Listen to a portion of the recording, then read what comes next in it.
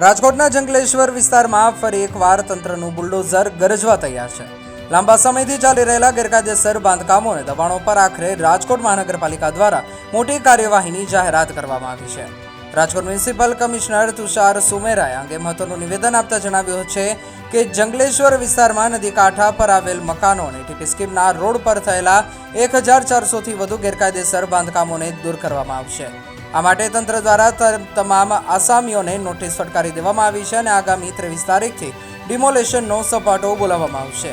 આ ડિમોલેશનની કામગીરીને 7 અલગ અલગ ઝોનમાં વહેંચવામાં આવી છે. દરેક ઝોનની જવાબદારી ક્લાસ 1 ઓફિસરને સોંપવામાં આવી છે, જેઓ સ્થળ પર હાજર રહી મોનિટરિંગ કરશે. આ ઓપરેશનમાં માત્ર કોર્પોરેશન જ નહીં પરંતુ BGVCL, GSPC અને પોલીસ વિભાગ સાથે મળીને સંકલન સાધશે, જેથી કાયદો અને વ્યવસ્થા જળવાઈ રહે. તંત્ર દ્વારા સ્પષ્ટ સૂચના આપવામાં આવી છે કે સરકારી જમીન અને જાહેર માર્ગો પરના દબાણો કોઈપણ સંજોગોમાં ચલાવી લેવામાં આવશે નહીં. હવે જોવાનું એ રહેશે કે 23 તારીખે જ્યારે આ મેગા ઓપરેશન શરૂ થાય છે ત્યારે સ્થાનિકોનો કેવો પ્રતિસાદ રહે છે અને તંત્ર કેટલી ઝડપથી આ કામગીરી પૂર્ણ કરે છે.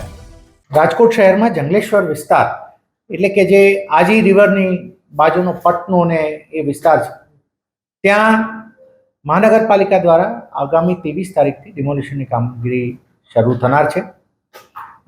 મેઇનલી ત્યાં અમારો એક ટાઉન પ્લાનિંગનો રોડ છે, જે રોડ આખા જંગલેશ્વર વિસ્તારને કનેક્ટ કરે છે બહાર.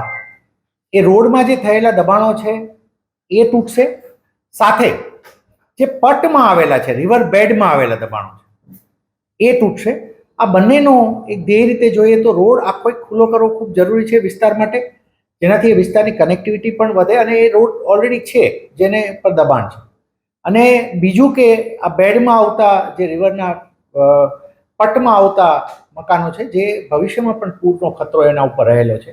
અને આપ સૌ જાણો છો, આજથી થોડા વર્ષો પહેલાં ત્યાં પાણી ખૂબ ભરાયા હતા અને ત્યાં અમારા ઓફિસર્સ જે રેસ્ક્યુ કરવા ગયા હતા એમને પણ અમારે ખૂબ મહેનતે રેસ્ક્યુ કરવા પડ્યા હતા.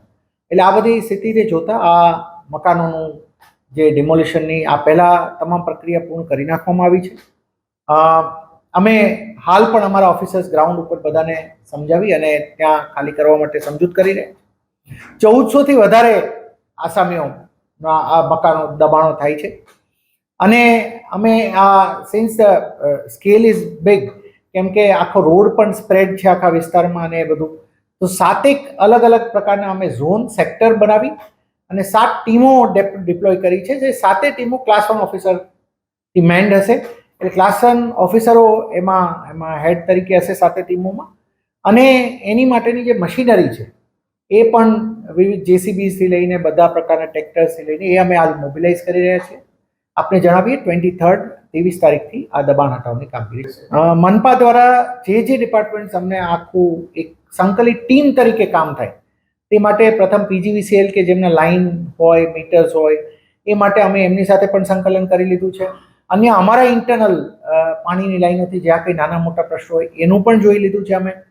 એ ઉપરાંત શહેર પોલીસ સાથે ખૂબ સારી રીતે સંકલન થયું છે અને માન્ય CP સાહેબ સાથે એક વખત વન ટુ વન મિટિંગ થઈને પણ બંદોબસ્તનો પણ ડિટેલ્ડ પ્લાન, મેઇનલી અમે જે આમ કીધું કે 7 સેક્ટર બનાવીને અમે જોઈન્ટ પ્લાન આખો અમારો પણ તૈયાર થયો છે. ત્યાં એક કંટ્રોલ રૂમ પણ અમારો ઊભો કરવામાં આવનાર છે.